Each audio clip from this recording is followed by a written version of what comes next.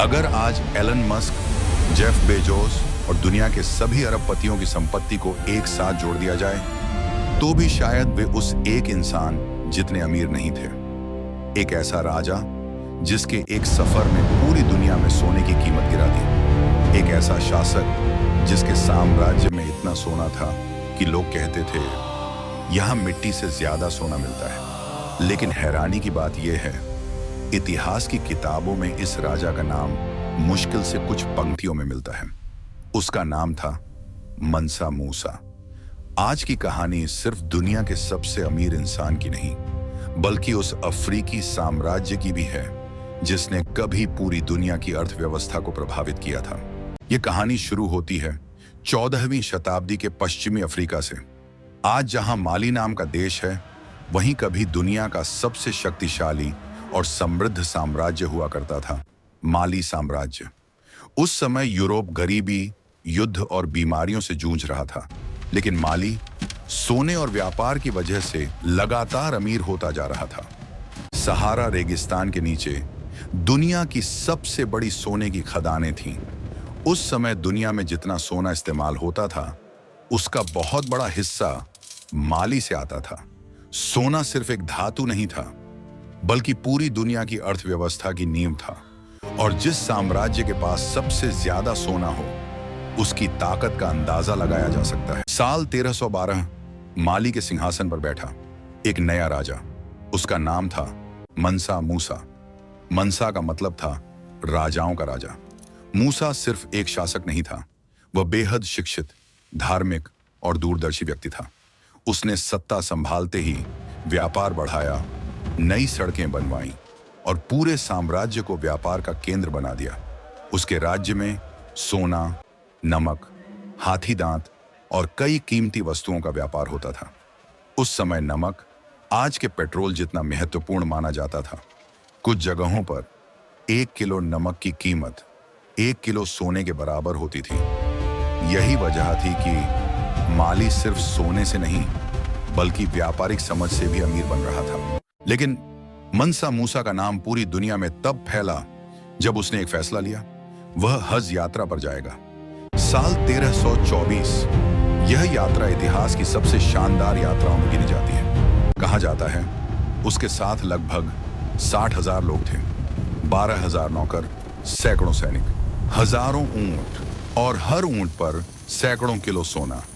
कुछ ऊंट करीब 130 किलो तक सोना लेकर चल रहे थे। जहां जहां यह काफिला गुजरता, लोग हैरान रह जाते। ऐसा लगता था मानो कोई चलता फिरता सोने का शहर निकल रहा हो। जब यह काफिला मिस्र की राजधानी काहिरा पहुंचा, तो एक ऐसी घटना हुई जिसने इतिहास बदल दिया। मंसा मूसा ने गरीबों में, व्यापारियों में और मस्जिदों में इतना सोना दान कर दिया कि अचानक काहिरा में सोने की मात्रा बहुत बढ़ गई। अब सोचिए, अगर किसी देश में अचानक बहुत ज्यादा पैसा आ जाए तो क्या होगा? उसकी कीमत गिर जाएगी। यही हुआ। इतना अधिक सोना बाजार में आने से सोने की कीमत नीचे चली गई और इतिहासकारों के अनुसार कई वर्षों तक मिस्र की अर्थव्यवस्था इस घटना से प्रभावित रही। यह शायद इतिहास का पहला ऐसा उदाहरण था जब एक व्यक्ति की दौलत पूरे क्षेत्र की अर्थव्यवस्था पर असर डाल गई। लेकिन मंसा मूसा सिर्फ धनवान नहीं था, वह ज्ञान को भी उतनी ही अहमियत देता था। उसने माली के शहर टिम्बकटू को दुनिया का शिक्षा केंद्र बना दिया। उसने वहां विशाल मस्जिदें बनवाईं, विश्वविद्यालय स्थापित किए और दुनिया भर के विद्वानों को बुलाया। उस समय टिम्बकटू की लाइब्रेरी में हजारों दुर्लभ पांडुलिपियां थीं। यह शहर गणित, खगोल विज्ञान, चिकित्सा, कानून और साहित्य का बड़ा केंद्र बन चुका था। कहा जाता है उस समय टिम्बकटू में किताबों का व्यापार सोने से भी ज्यादा लाभदायक माना जाता था। सोचिए, एक ऐसा अफ्रीकी शहर जहां शिक्षा दुनिया के बड़े केंद्रों में गिनी जाती थी। यूरोप के कई नक्शों में मंसा मूसा की तस्वीर बनाई गई। उसके हाथ में सोने का गोला दिखाया गया ताकि दुनिया जान सके कि सबसे ज्यादा सोना यही है। उस समय यूरोप के व्यापारी अफ्रीका को नए नजरिए से देखने लगे। माली दुनिया के व्यापारिक नक्शे पर सबसे महत्वपूर्ण स्थान बन गया। लेकिन इतिहास हमेशा एक जैसा नहीं रहता। मंसा मूसा की मृत्यु के बाद धीरे धीरे माली साम्राज्य कमजोर होने लगा। आंतरिक संघर्ष, बाहरी हमले और व्यापारिक रास्तों के बदलने से उसकी शक्ति कम होती गई। बाद में सोंघाई साम्राज्य उभरा और माली का प्रभाव घटता गया। समय बीतता गया और दुनिया मंसा मूसा का नाम भूलती चली गई। आज जब दुनिया के सबसे अमीर लोगों की बात होती है तो एलन मस्क, जेफ बेजोस या बिल गेट्स का नाम लिया जाता है। लेकिन इतिहासकारों का मानना है कि मंसा मूसा की वास्तविक संपत्ति का अनुमान लगाना लगभग असंभव है, क्योंकि उसके पास मौजूद सोने और संसाधनों की कीमत इतनी विशाल थी कि उसे आधुनिक पैसों में पूरी तरह मापा ही नहीं जा सकता।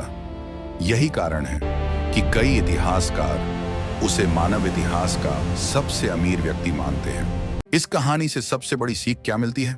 सच्ची ताकत सिर्फ धन इकट्ठा करने में नहीं, बल्कि उसे सही दिशा देने में होती है। मंसा मूसा ने अपने धन का उपयोग शिक्षा, व्यापार, सड़कें, मस्जिदें और ज्ञान के प्रसार के लिए किया। इसी वजह से सदियों बाद भी उसका नाम इतिहास के सबसे महान शासकों में लिया जाता है। लेकिन शायद सबसे बड़ा सवाल आज भी यही है, अगर मंसा मूसा इतना महान था तो हमें स्कूलों में उसके बारे में इतना कम क्यों पढ़ाया जाता है? शायद इतिहास में अभी भी ऐसी कई कहानियां छिपी हैं जो दुनिया बदलने की ताकत रखती हैं। अगर आपको ऐसी ही इतिहास और अर्थव्यवस्था की कहानियां पसंद हैं, तो हिडन इकोनॉमी के साथ जुड़े रहिए, क्योंकि इतिहास सिर्फ अतीत नहीं, भविष्य को समझने की सबसे बड़ी चाबी भी है।